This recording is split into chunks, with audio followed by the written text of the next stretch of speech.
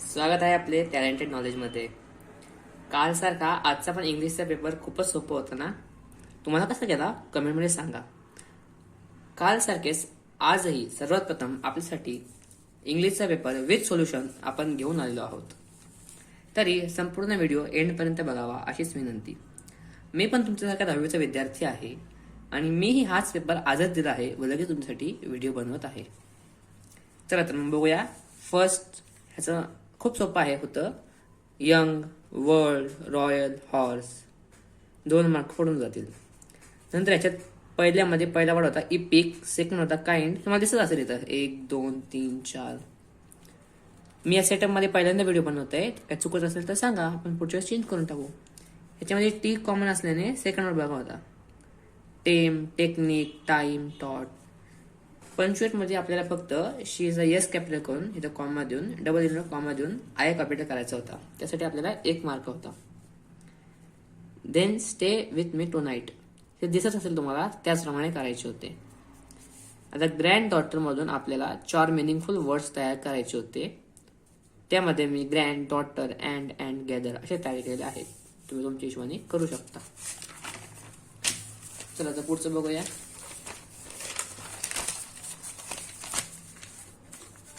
Life आपल्याला इथे adjective द्यायचे होते. बरेच जण ऍडवर्ब लिहून येतात, त्याच्यामुळे त्यांना मार्क मिळत नाहीत. Enjoyable, happy, sad, short, memorable. वर्बचे आपल्याला वर्ड चेन तयार करायची होती. तर टी पासून टेक, ई पासून ऑन, एन पासून नाही. हा नाही म्हणजे घोड्याचा आवाज असतो. हंट म्हणजे शिकार करणे. तर पुढचा क्वेश्चन बघू आपण. Make a meaningful sentence by using the phrase to run away. तर मी असं लिहून आलेलो आहे की we shouldn't run away in any situation. Run away म्हणजे पळ काढणे. I saw a boy who was smart. तिथे बरेच जण काय करतात, इथं सॉ आहे, हु इज स्मार्ट लिहिल्यावर मार्क नाही मिळणार. म्हणजे हु वॉज स्मार्ट असे पाहिजे. Add prefix of it, pay, payment, happy, unhappy. ह्याला ऑर आहे. Pay, we should pay our bills, we should live happy असे उत्तर येऊ शकतात. तर आता सेक्शन सेकंड कडे वळूया आपण. Read the following passage and do the activities. तुम्ही पॅसेज वाचू शकता. तुम्हाला डायरेक्ट उत्तर सांगतोय. After a hearty lunch narrator settle down with a story book. True. तुम्ही वाचू शकता इथे. The quite afternoon presented the perfect backdrop for reading mysterious story. False. तिसरं ट्रू आहे आणि चौथंही फॉल्स आहे. तुम्ही वाचू शकता. तर वेळेची मर्यादा आहे आपल्याकडे. पुढची वेब डायग्राम आली आहे. The sound that broke the silence are. हे बघा इथे साऊंड आलेत. इथं 4 आहेत. हे पहिलं, हे सेकंड, हे थर्ड, फोर्थ. खूप सोपे प्रश्न पडले होते माझ्या मते. आता थर्ड आहे आपली vocabulary based activity. Adventurous story, hearty lunch, younger sister and hapless pig. यंदा ग्रामरही खूप सोपा होता माझ्या मते. I became deeply absorbed in the book. Rewrite in simple present tense. बिकेमचं फक्त बिकम करून टाका, दुसरं काय नको करू. इन्फिनिटिव्ह म्हणजे टू इग्नोरला अंडरलाईन करायची होती. Personal response. Which type of story book you like to read.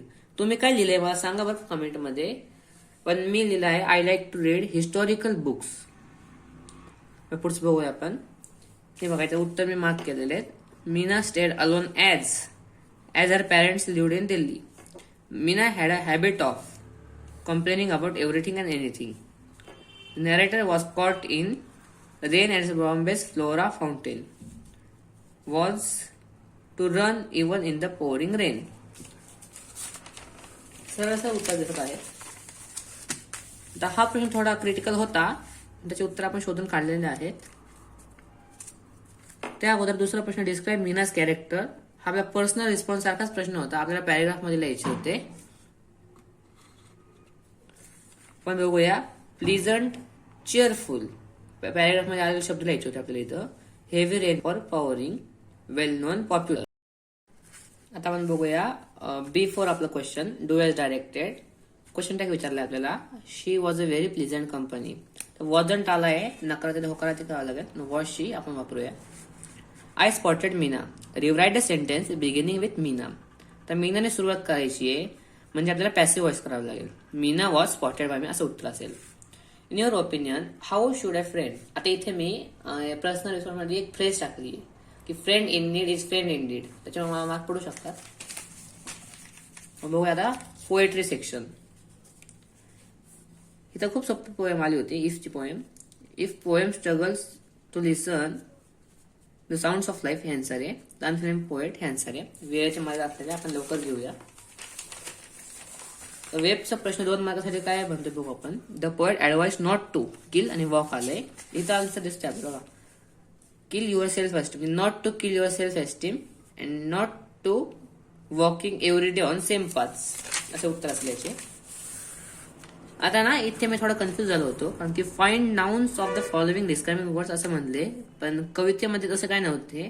त्याच्यामुळे मनात लिहून आलो डिफरंट टू डिफरन्स आणि सेम टू सिमिलर. पुढची पोएम बघू आपण, द वर्ल्ड इज माइन. या प्रश्न सारी आली होती, खूप सोपी आहे बघा. टायटल आपल्या इथे दिसतात, world is mine. Name of the poet, तर नेम द पोएट आहे. राईम स्कीम याची वेगवेगळी होती, मी लिहिली बरोबर. फिगर ऑफ स्पीच, ॲलिट्रेशन, ॲपॉस्ट्रॉफी, इन्व्हर्जनही होते. सेंटर राहिले 2 वळीमध्ये लिहायची होती की कशी आपल्याला ब्लेसिंग्स मिळतात, कंप्लेंट करू नये. थोडक्यात संतांची शिकवण जी असते ना तीच इथे होतं. कालचा मराठीचा पेपरही खूप सोपं होता ना, तुम्हाला कसं केलं बरं सांगा मला कमेंटमध्ये. अनसीन पॅसेजही मला यावेळेस खूप चांगला वाटला, कारण की लगेच आन्सर सापडत होते. 93% तुम्ही ते वाचू शकता. The eye contact in other type is non verbal. Frequent blinking sign of depressed or uncomfortable. One can readily detect the happiness, sadness and अँगर. हे 2 मार्क सिंपल फॅक्चर ऍक्टिव्हिटी होती. Complex factual activity, the body language is a combination of, हे बघा लगेच उत्तर दिसते. Combination is facial expressions, gesture, eye contact, body movements and posture. Find the antonyms, paragraph मध्ये antonyms शोधून काढायचे होते. व्हर्बलचा in non verbal, entertaining, boredom, sender recipient आणि कम्फर्टेबल अनकम्फर्टेबल. डुएल डायरेक्टर आले होते. The eye convey a range of emotions. WH question तयार करायचा होता. तर what do the eye convey, do आपल्याला टाकावं लागेल, कारण की हेल्पिंग वर्ड इथं नव्हते. तर हा तर खूप सोपा होता, एबल टूचा क्वेश्चन होता. Physicians can tell about the patients wellness, बरं कॅन काढून आर एबल टू टाकायचे होते. हा पर्सनल रिस्पॉन्सचा क्वेश्चन आहे. Non verbal communication plays an important role in your daily life.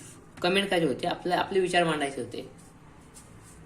Summary writing, आता आपल्याला ह्या पॅरेग्राफची समरी लिहायची होती थोडक्या शब्दात. हा पॅरेग्राफ जवळजवळ 150 शब्दांचा आहे, त्याच्यामुळे 50 ते 60 शब्दात समरी लिहायची होती आणि त्याला सुटेबल टायटल द्यायचे होते.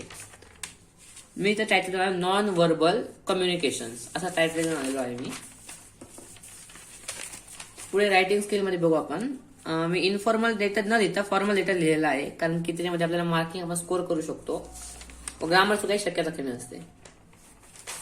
पुढे स्पीच न लिहिता मी डायलॉग लिहिलेला आहे.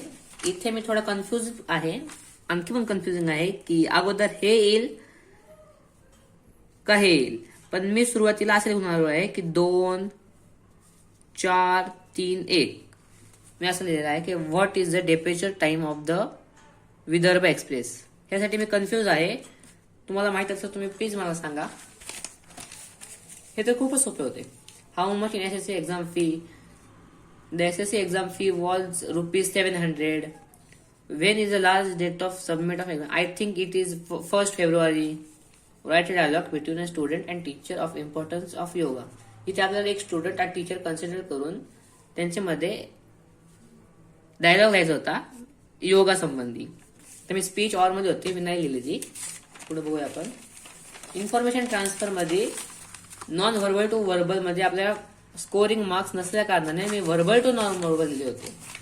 ते 2 चार्ट टाकले होते dos and डोंट्सचा.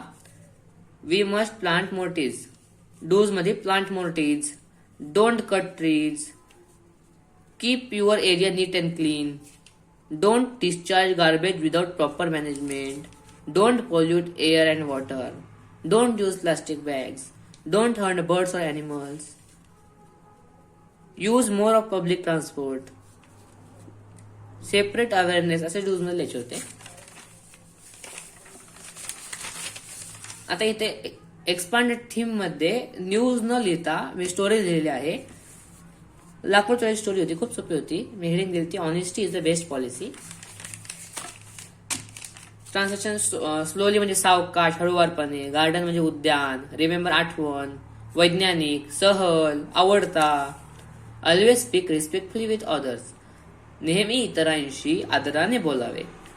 Take advice from your parents from time to time. वेळोवेळी आई वडिलांचा सल्ला घ्यावा. Give respect to elders. मोठ्यांना आदर द्यावा. Parents and grandparents are the pillars of our family. वडीलधारी माणसे आपल्या कुटुंबाचा आधारस्तंभ असतात. Where there is a will there is a way. इच्छा तेथे मार्ग, असे उत्तर होते. Cut your coat according to your cloth. अंथरून पाहून पाय पसरावे. अशी आपली इंग्लिशची पेपर होती. मला तर खूप सोपा गेला. कालचाही सोपा गेला, आजही सोपा गेला. मी विद्यार्थी असल्याने मी माझ्या मताने तुम्हाला उत्तर सांगितले आहे. त्याच्यामध्ये एखादं उत्तर चुकू शकते. तुम्हाला माहिती असेल तर प्लीज मला कमेंट करून सांगा. धन्यवाद.